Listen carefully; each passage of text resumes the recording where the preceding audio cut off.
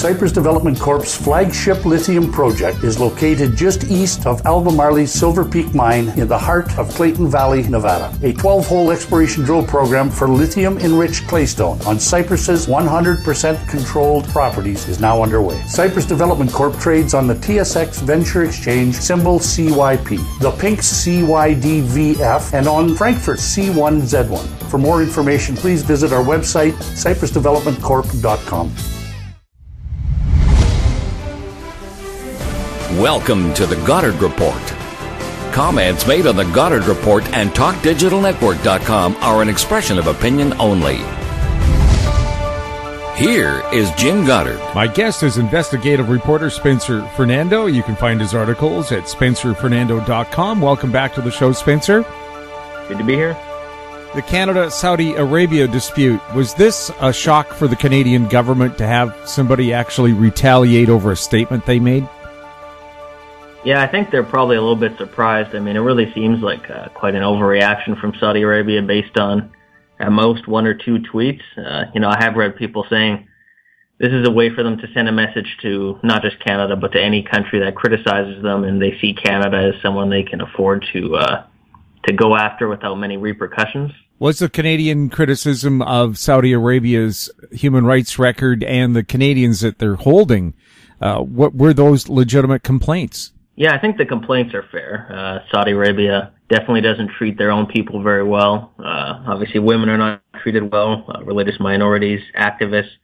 I mean, if you're a Christian in Saudi Arabia and you try to, spread Christianity, you can be jailed, even tortured, kicked out of the country. So it's obviously not a good place. And, I don't think Canada should interfere in other countries in terms of trying to overthrow other governments. I mean, that's their business. But in terms of making a tweet and criticizing a country, I think that's totally fine. Also, we do have Canadian citizens jailed in Saudi Arabia for their human rights efforts. Should the efforts to get them out of jail continue? Yeah, I think anywhere there's Canadians who have been jailed for something that really wouldn't be a crime in Canada, we should do what we can to get them out. The problem is, though, the Trudeau government has shown no strategic skill whatsoever. I mean, there was that deal that $15 billion deal for Saudi Arabia to buy armored vehicles from Canada. And, that's a deal that easily could have been held up. The government could have put some preconditions on it, say, you've got to release some people if you want this deal. And they didn't end up doing that. So just a big missed opportunity to use some of the leverage our country could have had. Is that construction of armored vehicles for Saudi Arabia still continuing? It looks like it. They've said new investment or new trade deals are being shut down by Saudi Arabia, but this is an ongoing deal, so I imagine that would continue, which is too bad. I really think we should stop that deal. We shouldn't be building weapons and having weapons go to countries like that. And, of course, the concern would be the jobs lost if the deal is canceled. But as I've written about, the solution to that is simply for the Canadian military to buy them. Spend the money, build up our military. It's pretty weak, so we need to build it up. Be a good opportunity to, one, not sell something to Saudi Arabia, and two, build up our own country. Saudi Arabia also cut off its direct flights to Canada. Does that hurt us at all? I don't think so. I mean, trade between Canada and Saudi Arabia is actually quite minor in the grand scheme of things, so none of this is really going to be too damaging to Canada. I'm far more concerned is what's going on with Canada and the U.S. in terms of NAFTA, where it looks like the U.S. is getting along with Mexico, but not us. So in terms of actual numbers, that's a bigger concern. There's certainly the political aspect where I think it was the Muslim World League, which is based in Saudi Arabia, attacked Canada. The Palestinians attacked Canada. Ironically, Trudeau just gave $50 million of our taxpayer dollars to the Palestinians, and then a few days later they turn around and they side with Saudi Arabia and condemn us. So kind of got played for fools on that one. Well, if he hasn't sent the money over, he could stop it.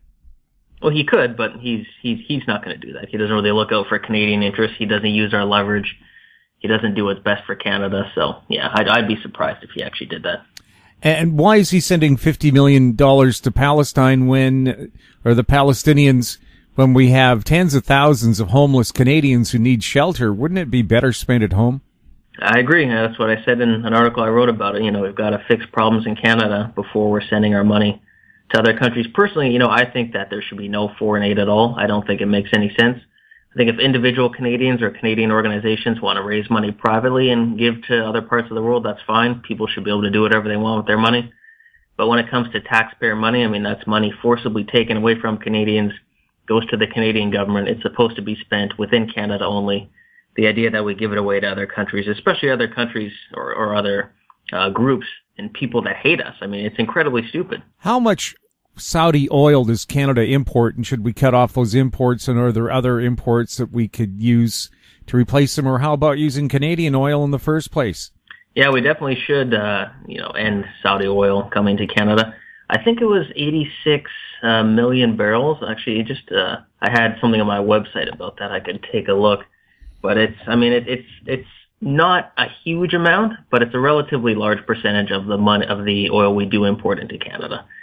So it's not huge. It's not something we would really miss if we canceled it. It could be made up with other sources. But the real solution, obviously, is to get things like Energy East done. I mean, there's no reason that Canada should be importing oil from anywhere. It's a big strategic problem for us. It makes us weaker. It makes us more dependent on other countries. And especially when you talk about Saudi Arabia, it's tough for us to have leverage and any credibility criticizing them when we're also taking a bunch of their oil. Well, we certainly have oil processing facilities in eastern Canada that could use the Canadian oil. They have excess capacity, don't they? Yeah, I mean, we certainly should be. I mean, we've got more than enough oil for our own country, but again, Trudeau bowed down to the kind of radical left environmentalists, and, Energy East was canceled. And in terms of BC, I mean, they put bans on shipping on oil tankers on the coast. So, we're really screwing our own country. And that's the thing. Saudi Arabia takes advantage of all their resources, and it makes them more influential. And Canada wastes a lot of ours, and we're relying on foreign countries. It's really quite pathetic, to be honest. Is it true the Greenpeace protesters who do things like hang off bridges in Vancouver, are they not paid professionals who are funded by American and Saudi oil companies?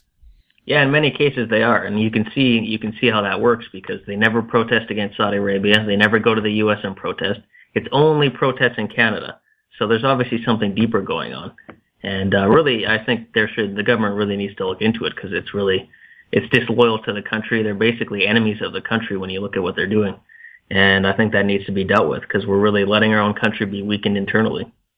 Is Stephen Harper working for the other side when he goes down and advises American conservatives on how to deal with certain things? Isn't he fighting Canada? I don't think so. I mean, American conservatives probably aren't campaigning against the Canadian oil industry, so I wouldn't be too worried about that. There is overlap between the Canadian conservative movement and the U.S. one, just like there's some overlap between the Liberals and the Democrats. I think they're both free countries, so it's pretty tough to stop people from doing that if they want to, but I don't think it's a big concern. We'll have more with Spencer Fernando right after this. Avon Resources Limited is a gold exploration company with significant projects in British Columbia, Saskatchewan, and the Yukon. Trading on the TSX Venture Exchange, symbol ABN, and the pink symbol ABN-AF. Surrounded by world-class gold deposits and mines, Avon's 23,000 hectares Forest Kerr Gold Project is located in the heart of the Golden Triangle in northwestern BC. For more information, visit us at avonresources.com. I'm Kelly Jennings, CEO of Powerband Solutions. Powerband is a cloud-based provider of auction, inventory, and finance solutions that make buying, selling, and financing vehicles more efficient. Powerband Solutions trades on the TSX Venture Exchange symbol PBX and on the OTCQB symbol PWWPF and on Frankfurt symbol 1ZV. For more information, please visit us at powerbandsolutions.com. Welcome back. We're speaking with Spencer Fernando. Spencer, is the federal government going to reduce carbon taxes? Yeah, they're cutting it from, I think it was going to be about 80 to 90% of emissions over a certain level for big emitters. Now it's 70% in terms of the tax, so it's being lowered. They're not lowering it for families or small businesses, of course, just for big companies. And it's very ironic because it kind of makes the whole thing look very stupid. Because at the beginning they said this is necessary for the environment and it's also not going to hurt the economy. Now they said they're reducing it because of competitiveness concerns, which is them admitting it's going to hurt the economy. But then Catherine McKenna says that it's not going to affect Canada's ability to meet the Paris Climate Accord targets, even though we're obviously not going to meet them because they're arbitrary and have to shut down the whole economy to meet it. So they're trying to really have it both ways, and they just look very foolish because they've admitted it hurts competitiveness, so it's bad for the economy. They've admitted that. And they're also saying a lower carbon tax won't have any problem for the environment, which obviously means it wasn't doing anything for the environment in the first place. BC's had a decade of carbon taxes. Has there been any evidence that it's changed anybody's behavior or reduced carbon emissions? No, all it's done is just make the province more expensive. I mean, emissions have still increased. It was supposed to be revenue neutral, and what's interesting about that is when they looked at the numbers, it turns out middle-class people and working-class people were hit the hardest by it, and it was not revenue neutral for them at all. So, the people already struggling financially, trying to make ends meet, ended up just paying more in taxes, didn't get an equal amount back, and it hasn't really done anything except give more money to the government. Have businesses left Canada or made a decision between, say, BC or Washington State and decided to go south because they don't have carbon taxes? Well, it certainly looks like it in terms of investment. I mean, we're seeing record levels of investment leave Canada at the same time as massive amounts of investment are flowing into the United States. And I mean, it's interesting because Canada and the U.S. are fairly similar markets, relatively similar laws, labor laws, and, relatively similar societies. So businesses will look and say, okay, which country can you make the most profit in? With the U.S. cutting corporate taxes, cutting regulations, and having no carbon tax, it's pretty obvious that they're the place to go if you want to make more profit. And that's what you're seeing in investment. Investment leaves Canada and goes to the States.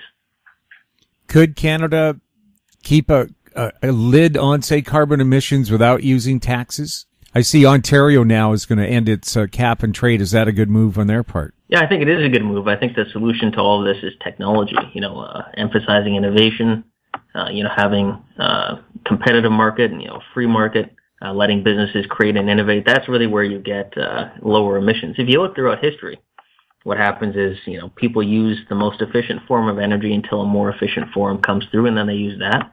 And over time, oil was at the beginning, oil was seen as a very environmentally friendly product because it was, seen as better than coal for the environment. And, that's just how it goes.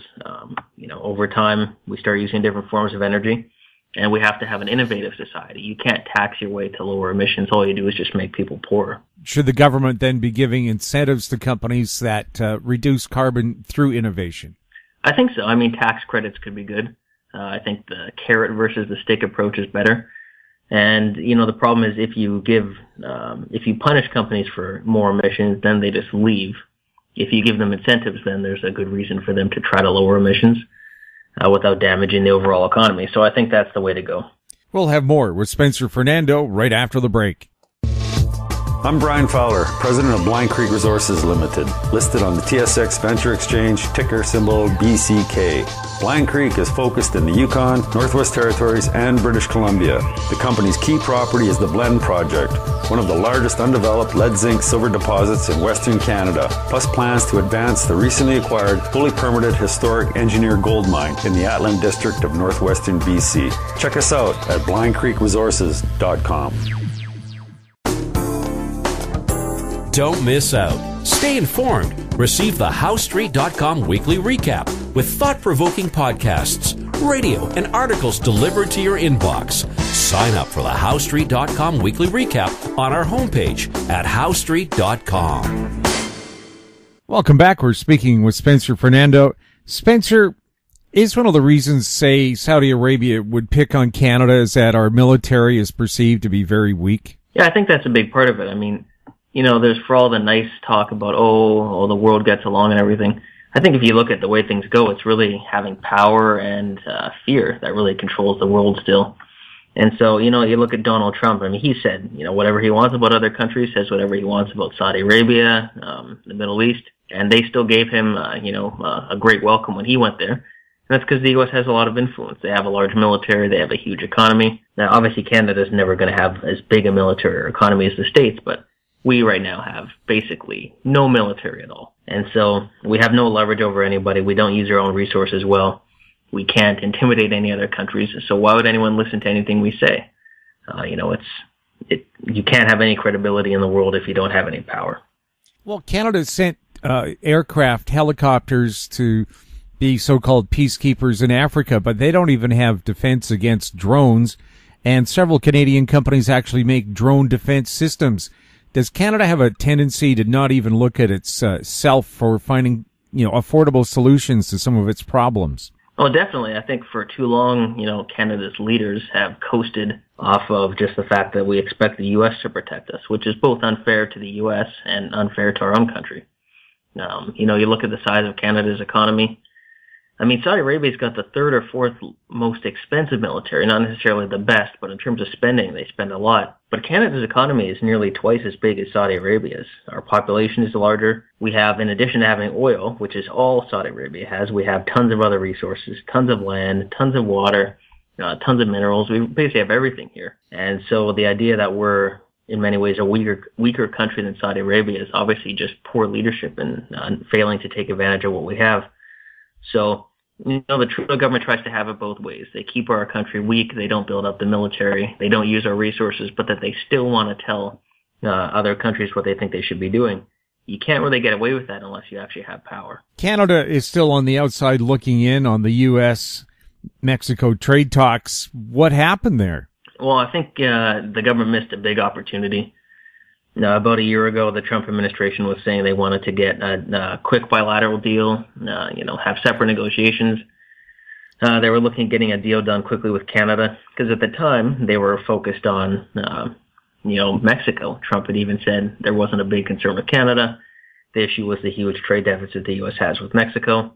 Trudeau, I guess, doing some virtue signaling, said, no, we don't need to do that. We stand in solidarity with Mexico. We need to have trilateral negotiations.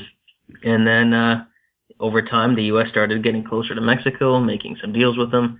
Now they seem to be getting along. Mexico, hilariously, didn't show any solidarity with Canada. They were fine talking to the U.S. bilaterally. And now the U.S., Trump has focused more of his anger on Canada, supply management, different problems there. So huge missed opportunity. It looks like Mexico may end up getting a deal and Canada still without one. And if Mexico and the U.S. agree to a deal without Canada, then that'll put us in a very terrible position because the Trudeau government would basically be forced to sign whatever the U.S. and Mexico agree to, which is probably not going to have anything good in it for Canada. Well, Trump has said that Canada is going to pay a horrible price for Justin Trudeau dissing him after the G7 meeting. Should Trudeau take Ivanka on more dates to see Broadway shows? Maybe, although that strategy didn't seem to work out too well for him to start with. Trump often, he'll say something extreme and then move more to the middle. It's kind of the tactic he uses all the time. So that may be the case here. But, Trudeau, I don't think he handled it too smart. I think when the U.S. wanted a quick deal and when they were angry at Mexico and focused on that, we have very little trade with Mexico compared to the amount of trade we have with the United States.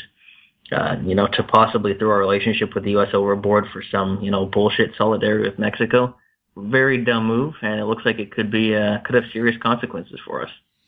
A lot of people warn that Justin perhaps would be over his head when it came to foreign dealings. Has he shown any sign that he's learned anything? No, I don't think so. If anything, he's getting worse. I think the problem with him is that I think he's very naive in many ways. He understands a few things about politics. Certainly the retail aspect of politics he's fairly good at. Getting himself on camera, seeming friendly with crowds of people. But in terms of actually understanding the world, he's very naive. And I think because he thinks he'll be nice to other countries, and he'll be, soft and, kind and weak, he thinks other countries will do the same thing to him. But a lot of these countries are led by very ruthless people. And unless you're as ruthless as they are, and unless you're willing to build up your own country, use your resources, get stronger, even threaten other countries from time to time, then you're going to get taken advantage of if you don't do those things. And I think, he should be learning that just being nice to countries doesn't do anything because he gave $50 million to the Palestinians and then they turned around and condemned us. So obviously, these are countries that in many ways hate Canada or hate our values, hate Western values. And you really have to, put those countries in their place with toughness. It's not about telling them how they're supposed to run their country. It's not about regime change, but it's certainly about having leverage and saying that, we're not going to be treated badly. We're not going to be disrespected. And if a country does disrespect us, then obviously we have to push back. The U.S. and Europe have a handshake deal to avoid auto tariffs, yet the U.S. is still talking about putting tariffs on Canadian-made cars. What would that do to the Canadian economy if they did? Well, that'd be a huge problem. Probably put us into a recession, which we're probably heading to in 2 years anyway or so. But yeah, that would be a serious problem. And again, it's amazing that the U.S., every other country seems to go through, they get in a big fight with the U.S., but then it seems to turn out that they get some sort of negotiation. Things seem to turn out relatively fine. Mexico and the EU both seem to be going in that direction. And it's very interesting that Canada is totally left out. We're kind of the outlier in that way. And I don't know. I think it's obviously there's been some mismanagement. I mean, obviously dealing with Trump is not easy. He's very unpredictable. But Trudeau seems to be managing it worse than most other countries, and that's certainly an issue. Spencer, thank you so much for chatting with us. Yeah, good to be here. My guest has been investigative reporter Spencer Fernando. You can find his articles at spencerfernando.com. You're listening to the Goddard Report on TalkDigitalNetwork.com. Find us on Twitter at TalkDigitalNet. Questions for the show or our guests can be sent to info@HowStreet.com. I'm Jim Goddard. Thanks for listening. Comments made on the Goddard Report and TalkDigitalNetwork.com are an expression of opinion only. The Goddard Report is available online and mobile at TalkDigitalNetwork.com. The Goddard Report is a production of How Street Media Incorporated.